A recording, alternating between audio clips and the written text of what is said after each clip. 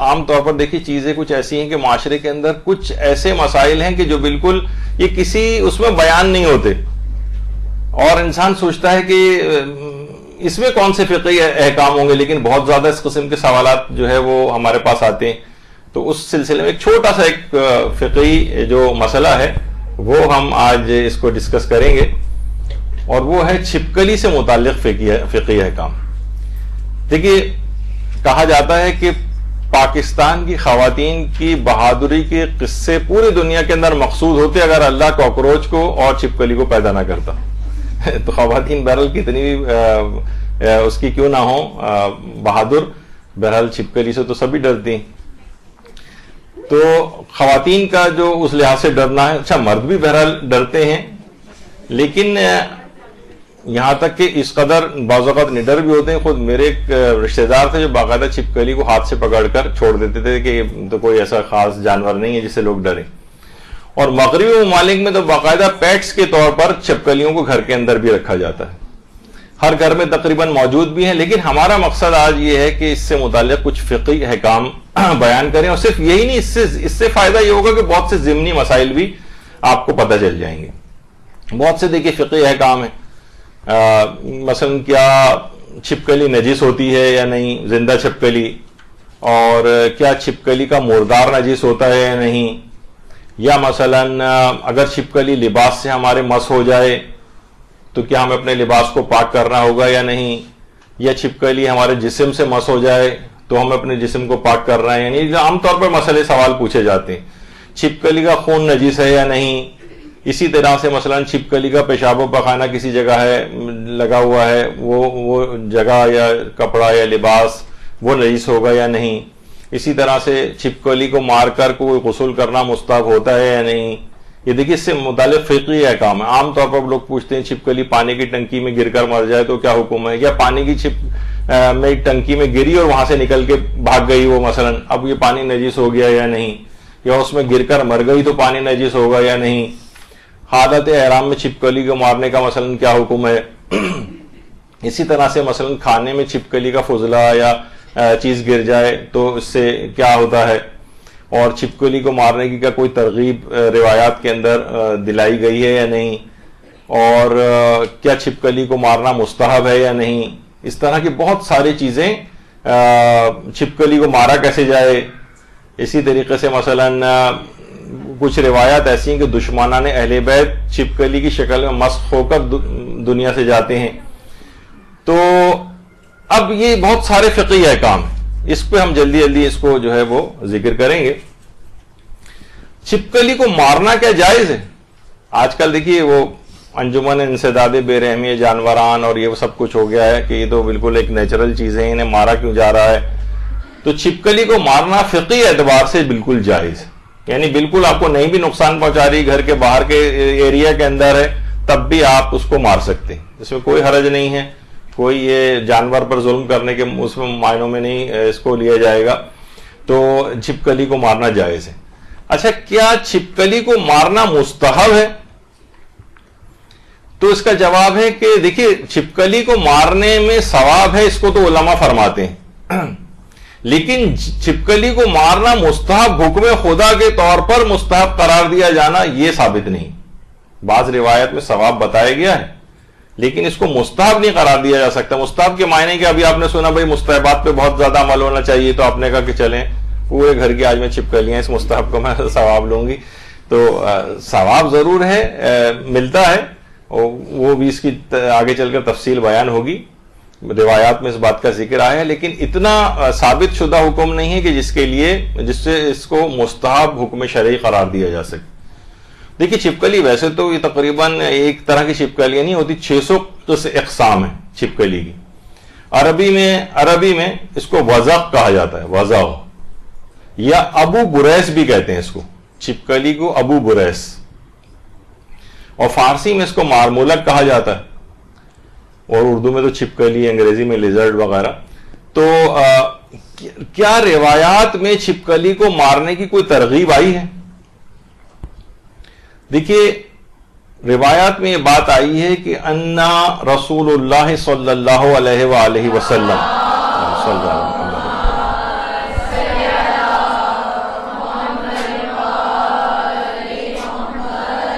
امر بقتل الوزغ وقال کان ينفخ علی ابراہیم، یعنی اللہ کے رسول نے چھپکلی کو قتل کرنے کا حکم فرمایا ہے، اور یہ فرمایا ہے کہ حضرت ابراہیم کو جو آگ جلانے کے لیے بھڑکائی گئی تھی اس کو یہ پھونکے مار مار کر بھڑکا رہی تھی چھپکلی، اس وجہ سے پیغمبر اسلام نے فرمایا کہ اس کو مارا جائے۔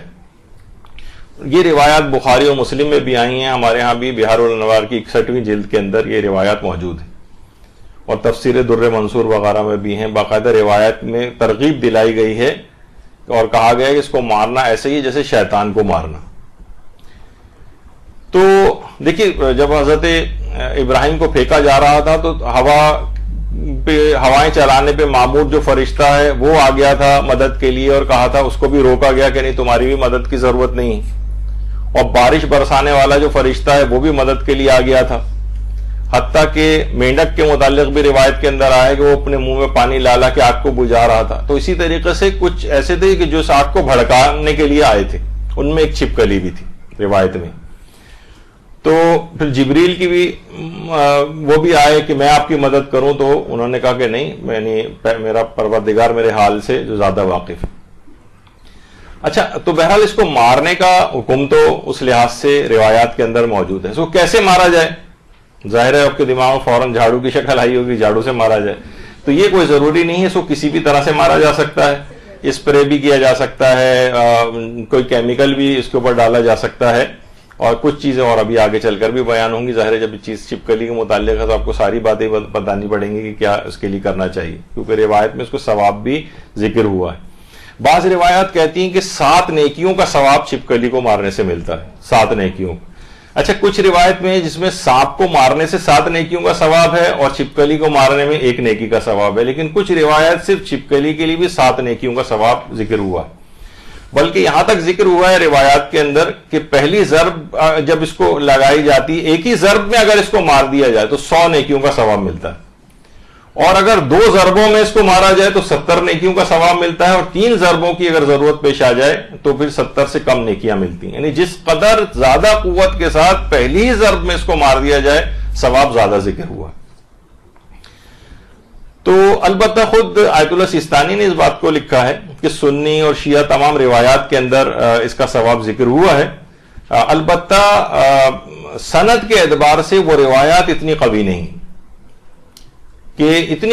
ہے کہ اس کا استحباب قرار دیا جا سکے، لیکن ثواب ذکر ضرور ہوا ہے۔ اور روایات میں یہ چیز بھی آئی ہے، یعنی ثواب کی جو روایات کی جو اسناد ہیں وہ اتنی زیادہ قوی نہیں۔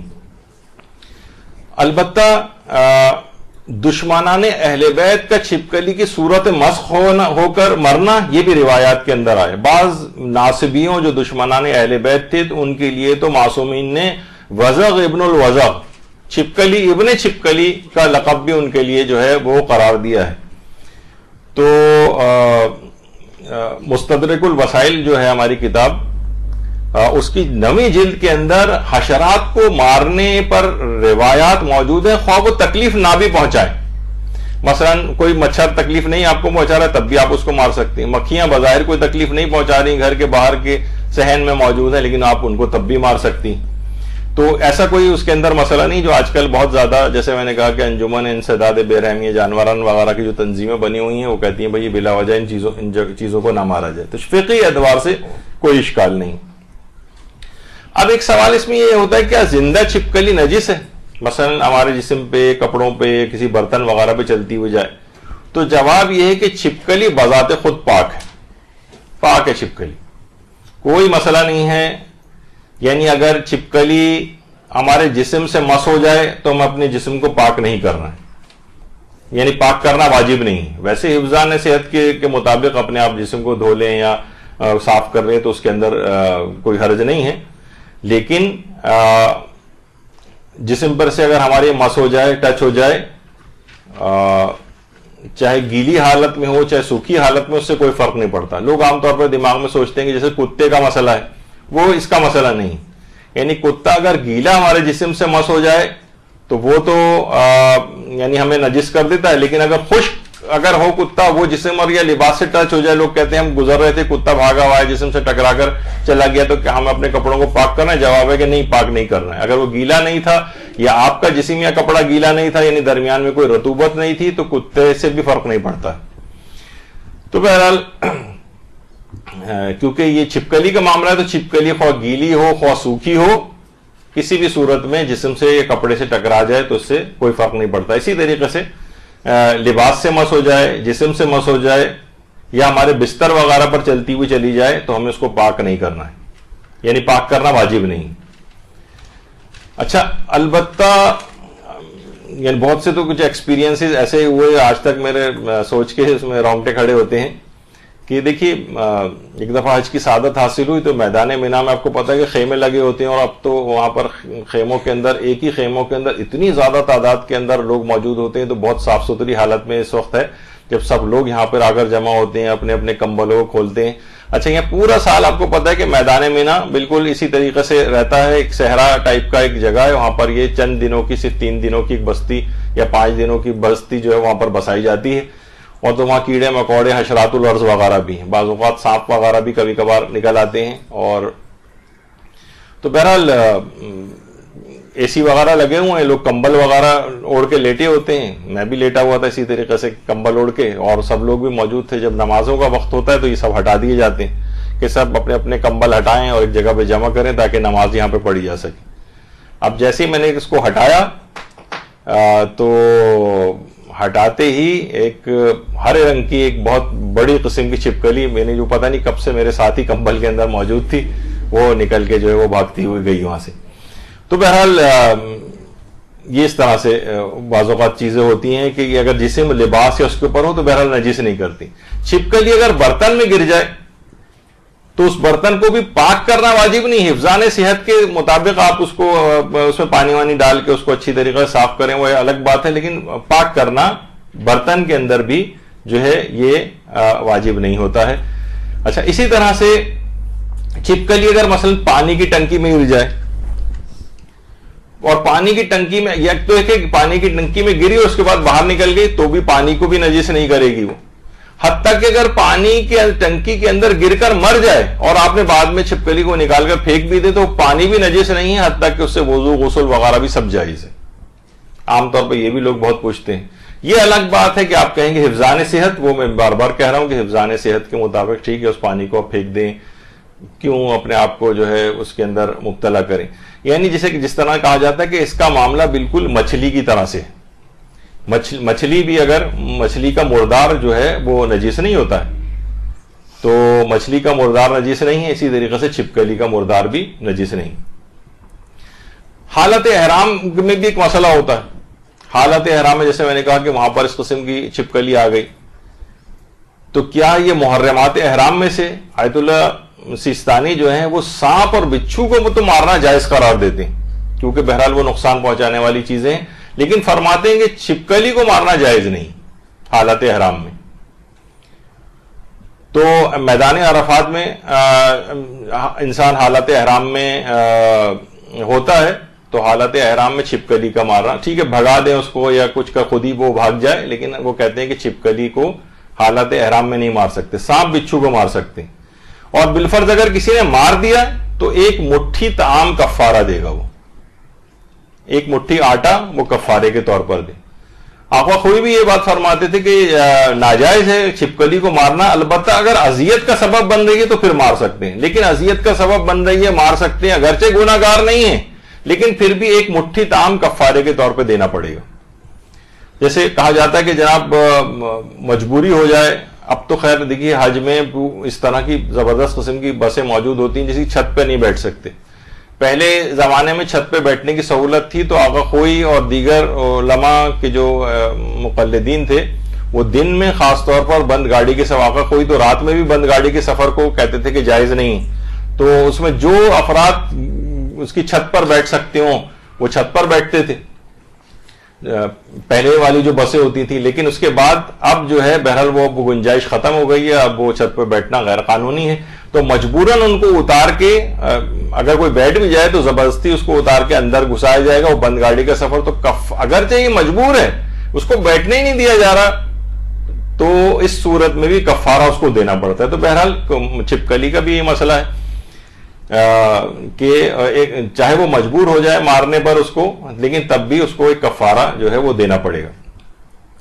اچھا، اسی طرح سے احرام میں مثلا مچھر ہے، مکھی ہے، اس کو مارنے کا بھی یہی اسی طرح کا حکم ہے، کیونکہ عرفات کے میدان میں گویا جب لوگ جا رہے ہوتے ہیں تو سمجھیں کہ مچھر جو عرفات کے بڑے مشہور ہیں اور وہ انتظار کر رہے ہوتے ہیں، اتنی بڑی تعداد میں، انہیں بہت سال میں ایک آدھ مرتبہ بھی موقع ملتا ہے، اتنے افراد وہاں پر موجود ہوتے ہیں. تو مچھر اور مکھیوں کو بھی اس طریقے سے مارنے کی احتیاط کی بنا پر اکثر علماء نے اس کی جو ہے وہ اجازت نہیں دی، مکھیوں کا بھی اسی طرح سے. اچھا، اس کے کچھ طبی نقصانات بھی ہیں. ہو سکتا ہے کہ اس وجہ سے بھی اس کی بہت سی وجوہات کے تحت چھپکلی کو مارنے کا حکم ہو. مثلا کہا جاتا ہے، بعض روایات میں یہ چیز آئی ہے کہ اس کا جو لعاب ہے چھپکلی کا، اس سے برس کا مرض ہوتا ہے. یہ ہوتی ہے دیواروں پہ برتن یا ادھر ادھر کہیں نہ کہیں اپنا لعاب لگاتی ہے. تو یہ اس پہ تحقیق ہونی چاہیے، میڈیکل سائنس کو تحقیق کرنی چاہیے. بہرحال روایات کے اندر یہ چیز آئی. اور علماء عام طور پر اس کو ریکمینڈ کرتے ہیں کہ عام طور پر گھروں کے اندر اگر لوبان وغیرہ جلایا جائے، لوبان کی دھونی عام طور پر دی جائے، تو اس طرح کی جو چیزیں ہیں گھروں سے یہ بھاگ بھی جاتی ہیں وہاں سے، اور اس قسم کے جو ان سے امراض ہو سکتے ہیں اس سے بھی انسان اپنے آپ کو بچا سکتا ہے. اچھا، اسی طرح سے چھپکلی کا خون جو ہے، کیا یہ نجس ہے یا پاک؟ تو چھپکلی کا خون بھی نجس نہیں ہے اور چھپکلی کا خون پاک ہے. کیوں؟ اس وجہ سے کہ یہ خون غیر جہندہ رکھتی ہے. یعنی وہ جانور کے جس کو اگر ذبح کیا جائے تو اس کا خون اچھل کر نکلے وہ خون جہندہ کہلاتا ہے، اور وہ جانور جس کا خون اچھل کے نہ نکلے وہ خون غیر جہندہ کہلاتا ہے. تو یہ اس وجہ سے بھی اس کا بتانا ضروری ہے. خون جہندہ اور غیر جہندہ کا جس طریقے سے کہا جاتا ہے مچھر کا خون جو اس کا اپنا ذاتی خون ہے وہ پاک ہے، وجہ اس کی کہ وہ خون غیر جہندہ رکھتا ہے، اچھل کے نہیں نکلتا. اور اسی طرح سے مکھی کا خون، مکھی ماری، اس کا خون ہمارے جسم یا کپڑے کے اوپر لگ گیا، جیسے عام طور پر مچھر ہی مارتے ہیں، جیسے ہم نے یوں کر کے مچھر کو مارا تو اس کا خون کچھ کپڑے یا جسم پہ لگ جاتا ہے تو وہ نجس نہیں ہے. مکھی کا خون بھی نجس نہیں ہے. تو اسی طرح سے مثلا اگر چھپکلی کو مارا ہم نے، تو چھپکلی کو مارتے تو عام طور پہ 1-2 ڈراپ اس کے فرش وغیرہ کے اوپر یا کسی جگہ پہ لگ جاتے ہیں. تو یہ بھی دماغ میں رہے کہ بہرحال چھپکلی کا خون بھی جو ہے وہ نجس نہیں ہے، اس کو پاک کرنا واجب نہیں. البتہ حفظان صحت کے تحت آپ اس کو ہٹا دیں تو اس میں کوئی ممانعت کی بات نہیں. اچھا، چھپکلی دیکھیے، بعض اوقات چھپکلی سے انفیکشنز وغیرہ ہوتے ہیں. یہ انفیکشنز کو ویسے تو چھپکلی پوائزنس نہیں ہے، یہ بالکل ایک مینڈک کی طرح کا ہی جانور ہے. یعنی اس کے اگر کاٹ واٹ لے کسی کوئی زہر وہر نہیں پھیلتا اس سے. عام جو چھپکلیاں گھروں کے اندر پائی جاتی ہیں، لیکن یہ بہرحال کچھ انفیکشنز کو پھیلا سکتی ہیں، جس میں ہم کہتے ہیں کہ سلمونیلا ایک انفیکشن کہلاتا ہے، جس سے پیٹ کے امراض ہوتے ہیں، باول انفیکشنز وغیرہ ہوتے ہیں، یا بوٹولزم کے نام سے ایک انفیکشن ہوتا ہے جو کافی ٹاکسک اور اس میں جان بھی جا سکتی ہے کسی کی. یہ عام طور پہ کہا جاتا ہے کہ اس کے لعاب یا اس کے فضلات وغیرہ کے اندر ہوتے ہیں. تو بہرحال طبی نقصانات اس کے اپنے ہیں، شاید یہ بھی ایک وجہ ہو کہ اس کو مارنے کا بھی حکم ہے. اچھا، پھر ایک سوال کہ کیا چھپکلی کا پیشاب و پخانہ نجس ہوتا ہے یا نہیں؟ تو آیت اللہ خامنہ یہ فرماتے ہیں کہ یہ کیونکہ خون غیر جہندہ نہیں رکھتی، یا شک ہے کہ پتہ نہیں خون جہندہ ہے یا پتہ نہیں خون جہندہ نہیں ہے، تو اس لحاظ سے اس کا پیشاب و پخانہ بھی نجس نہیں ہے. البتہ یعنی پیشاب و پخانہ اس کا پاک ہے، البتہ حفظان صحت کے اصولوں کے مطابق اس کو دیکھنا چاہیے. اچھا، فوراً لوگ اعتراض کرنے لگتے ہیں کہ پاک ہے تو کیا مطلب ہے، پاک ہے تو کیا کھا بھی سکتے ہیں؟ یعنی عام طور پہ یہ اعتراض بہت ہمیں ہوتا ہے، خاص طور پر جب بقرعید قریب آتی ہے اور ہم یہ والا مسئلہ بیان کرتے ہیں کہ حلال گوشت جانور، گائے، بکری، اونٹ، بیل وغیرہ، ان کا پیشاب و پخانہ پاک ہے، جسم پہ لگ جائے تو پاک کرنا ضروری نہیں. تو اتنے ہزاروں افراد آ کر اس کے اوپر ہمیں برا بھلا کہتے ہیں کہ کون سا آپ نے، یعنی ان کو فقہی حکم پتہ نہیں کہ حلال گوشت جانور کا پیشاب و پخانہ جو ہے وہ پاک ہے. تو پاک ہے تو کیا مطلب ہے، اگر نماز میں بھی لگ جائے تو نماز میں بھی جسم پہ لگا کے پڑھ سکتے ہیں؟ الٹی سیدھی قسم کی باتیں عام طور پر لوگ کرتے ہیں. یا اگر پاک ہے تو کیا کھا بھی سکتے ہیں؟ بھائی کھانے کا الگ مسئلہ ہے. ہر حلال چیز جو پاک ہو وہ کھائی نہیں جا سکتی. جیسے کہا جاتا ہے کہ مٹی ہے، مٹی پاک ہے بالکل، اس کے اوپر تیمم ہوتا ہے، مٹی پاک ہے، لیکن کیا مٹی پاک ہونے کے باوجود مٹی کا کھانا حرام ہے؟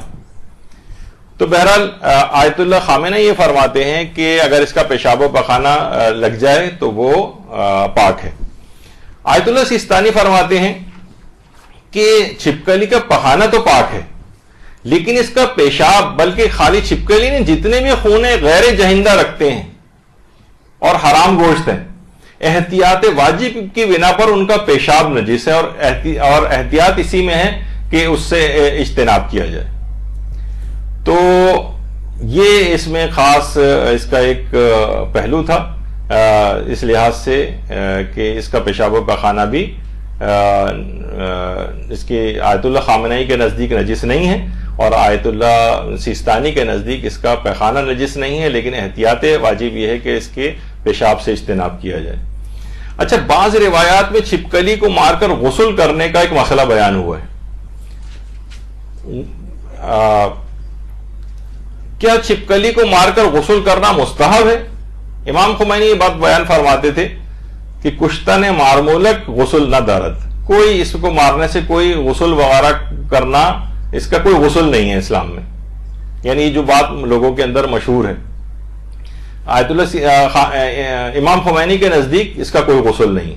آیت اللہ سیستانی فرماتے ہیں کہ قول مشہور کی بنا پر یہ مستحب ہے غسل، لیکن خود اس نظریے کو انہوں نے اختیار نہیں کیا، اور فرماتے ہیں اس کا غسل کا مستحب ہونا ثابت نہیں ہے، اس کا غسل کا مستحب ہونا ثابت نہیں ہے، اور اگرچہ قول مشہور یہ ہے، یعنی زیادہ بڑی علماء کی تعداد شاید 85-90% کے قریب علماء ایسے ہیں کہ جو اس کے غسل کے استحباب کے قائل رہے ہیں، لیکن وہ فرماتے ہیں کہ بہرحال اس کی مارنے کے، اس کے غسل کے ثواب پر کافی روایات آئی ہیں، لیکن سند کے اعتبار سے وہ اتنی معتبر نہیں ہے کہ اس غسل کو مستحب قرار دیا جا سکے۔ عروہ وغیرہ کے اندر بھی اس کے مسائل بیان ہوئے ہیں، اور اس میں یہ بات کہی گئی ہے کہ بہرحال آیت اللہ سیستانی کا مسئلہ یہ ہے کہ غسل رجائے مطلوبیت کی نیت سے کیا جا سکتا ہے، لیکن رجائے مطلوبیت کی نیت سے اگر یہ والا غسل آپ نے کر بھی لیا چھپکلی کو مارنے کے بعد، تو یہ وضو کے لیے کفایت نہیں کرتا، یعنی نمازوں کے لیے وضو کو بہرحال انجام دینا پڑے گا۔ اچھا، بعض روایات میں اس کی بڑی تاکید آئی ہے کہ چھپکلی کو ایک ہی ضرب میں مار دینا چاہیے، لیکن اس کو مار دینا چاہیے اور اس کے بعد غسل کیا جائے، لیکن غسل کی روایات موجودہ مراجع کے نزدیک وہ آپ کو بتا دیا کہ اس قدر اتنی معتبر نہیں ہے کہ اس پہ استحباب کا حکم لگایا جا سکے۔ اچھا، کچھ پرانے علماء ہمارے وہ اس غسل کے استحباب کے قائل تھے، پرانے علماء، بلکہ بعض علماء تو اس غسل کے وجوب کے بھی قائل تھے، وجوب کے، وہ کہتے تھے کہ اگر چھپکلی کو مارا جائے تو اس پہ غسل کیا جائے۔ اچھا، اس پہ چھپکلی میں بھی ایک بحث ہے کہ عام گھروں میں پائی جانے والی چھپکلی کے متعلق حکم آیا ہے، صحرا میں جو بڑی بڑی چھپکلیاں ہوتی ہیں ان کے متعلق یہ آیا، 6-6 فٹ 7-7 فٹ کی چھپکلیاں ہوتی ہیں، لیکن بہرحال ابھی ہم جو گھروں کے اندر پائی جانے والی چھپکلی، تو کچھ علماء تو اس غسل کے واجب ہونے کے بھی قائل تھے، جن میں شیخ صدوق کا کہا جاتا ہے کہ شیخ صدوق اس بات کے قائل تھے، یا ایک صاحب حدائق الناظرہ شیخ یوسف بحرانی جو ہمارے عالم تھے، وہ اس کو واجب سمجھتے تھے۔ البتہ آیت اللہ سیستانی فرماتے ہیں کہ احتمال یہ ہے کہ کیونکہ روایات میں بہرحال چھپکلی کو خبیث جانور قرار دیا گیا ہے، اور سنی شیعہ تمام روایات میں یہ بات آئی کہ چھپکلی کو مار دو، خواہ وہ خانہ کعبہ میں کیوں نہ ہو، تو آیت اللہ سیستانی فرماتے ہیں احتمال ہے کہ یہ اس غسل کو اس کو مارنے کی توفیق ملنے کے بعد شکرانے کے طور پر کرنے کا حکم ہو، تو اس کا مقصد اس کی گندگی وغیرہ کو دور کرنا ہو۔ اور باقاعدہ جو ہماری کتاب ہے وسائل الشیعہ، اس کی 24ویں جلد میں بھی ہے کہ وہ افراد جو کہ انبیاء اور ان کی اولادوں کو برا بھلا کہتے تھے، وہ چھپکلی کی صورت میں مسخ کر دیے گئے، تو اس بنا پہ بھی ممکن ہے کہ اس کو مارنے کا ثواب ذکر ہوا ہو۔ اور ایک روایت ہے ہمارے ہاں 5ویں امام محمد باقر علیہ السلام،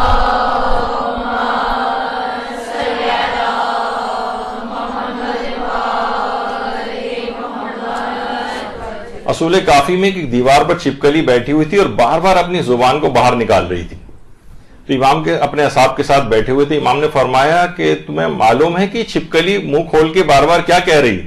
اس نے کہا کہ مولا مجھے تو پتا نہیں، آپ بتائیے. کہا کہ یہ کہہ رہی ہے کہ اگر فلاں، ایک دشمن اہل بیت کا نام لیا، کہ اگر لوگ فلاں کو برا کہیں گے تو میں علی کو برا کہوں گی، یہ کہہ رہی ہے. اس نے راوی جو حیران رہ گیا کہ مولا یہ چھپکلی آپ کے دادا سے اس قدر عداوت کیوں رکھتی؟ تو امام نے فرمایا کہ بنو امیہ میں سے، یعنی جو بھی دشمن اہل بیت ہوگا، کیونکہ پورے بنو امیہ تو دشمن اہل بیت نہیں، ان کچھ اچھے افراد بھی ہیں، یعنی جو بھی دشمن اہل بیت ہوگا خدا اس کو مرتے وقت چھپکلی کی صورت میں مسخ کر دے گا. اور یہی وجہ ہے کہ اصول کافی کی 8ویں جلد میں بھی عبدالملک ابن مروان کے متعلق یہ آیا کہ جس وقت وہ مرا تھا تو چھپکلی کی صورت میں مسخ ہو کے مرا تھا. اس کے گھر والوں کے سامنے، یعنی انہوں نے دیکھا کہ مرنے کے بعد وہ چھپکلی بن گیا اور ادھر ادھر جو ہے وہ بھاگ گیا. انہوں نے شرمندگی سے بچنے کے لیے لکڑی کا ایک شہتیر جو ہے وہ بنوایا اور اس کے اوپر کفن چڑھایا. اور اس بات سے امام فرماتے ہیں کہ صرف اس کے اہل خانہ اور ہم اہل بیت واقف ہیں اور کوئی واقف نہیں، اور وہ شرمندگی سے بچنے کے لیے انہوں نے ایسا کیا. یعنی آپ اس سے اندازہ لگائیں کہ یہ اس وجہ سے اس کو روایات میں ایک احتمال یہ ہے کہ اس وجہ سے بھی اس کو شاید مارنے کا حکم ہو. اور عربۃ الوثقی کی جو شرح آیت اللہ خوئی نے لکھی ہے، اس میں جو اس کو التنقی فی عربۃ الوثقی جو کہا جاتا ہے، اس میں انہوں نے یہی بات لکھی ہے کہ اس کی بہت زیادہ روایات کے اندر خود پیغمبر اکرم سے بھی روایات ہے اس میں کہ اقتلوا الوزغ ولو فی جوف الکعبہ، چھپکلی کو قتل کر دو خواہ وہ خانہ کعبہ کے اندر ہی کیوں نہ تم کو ملے. اور من قتلہ فکأنما قتل شیطانہ، جو اس کو قتل کرنا ایسی جیسے شیطان کو قتل کرنا. تو بہرحال اس کو مارنے میں ثواب کو بھی علماء نے ذکر کیا ہے. اور پیغمبر کی ایک اور حدیث میں بھی جس میں انہوں نے فرمایا کہ جو چھپکلی کو مارے گا اس کے 70 گناہ بھی معاف کر دیے جائیں گے. تو البتہ اس کو منحوس لوگ کہتے ہیں کہ گھر میں چھپکلی کا ہونا منحوس ہے، تو منحوس ہونے کے لحاظ سے کوئی روایت چھپکلی کے سلسلے میں موجود نہیں. اور اس کو گھر سے بھگانے کے لیے کچھ چیزیں بھی نقل کی گئی ہیں جو لوگوں نے تجربات اپنے کہے ہیں. وہ یہ کہ اگر چھلکے صرف 2 بڑے چھلکوں کے اندر یہ مختلف جگہوں پر رکھ دیے جائیں یا چھپکلیاں زیادہ آتی ہیں تو چھپکلیاں اس کو کوئی اپنا شکاری سمجھتی ہیں، اس کو دیکھ کے ڈر کے وہاں سے بھاگ جاتی ہیں. یا مثلا کافور کی گولیاں، یہ اگر کسی جگہ پر جہاں پر چھپکلیاں زیادہ آتی ہیں وہاں رکھ دیا جائیں تو وہ بھاگ جاتی ہیں. یا لہسن کو چھیل کر اس کے جو جبے وغیرہ ہوتے ہیں وہ کھڑکیوں کے کنارے یا ادھر ادھر رکھ دیے جائیں تو وہاں چھپکلیاں نہیں آتی ہیں. اسی طریقے سے مثلا پیاز کو کاٹ کر اگر رکھا جائے 2 ٹکڑوں میں کاٹ کر تو اس سے بھی چھپکلیاں نہیں آتی ہیں. اور ایک بہت آئیڈیل ایک چیز سمجھی جاتی ہے وہ کافی بینز جو ہیں، ایک تو ریفائنڈ کافی ہوتی ہے جو آپ گھروں میں ملا کے پیتی ہیں، اور ایک جس کے باقاعدہ کافی بینز ہوتے ہیں وہ اگر ہیں ان سے بھی چھپکلیاں بھاگ جاتی ہیں. تو بہرحال یہ اس کے کچھ فقہی احکام تھے.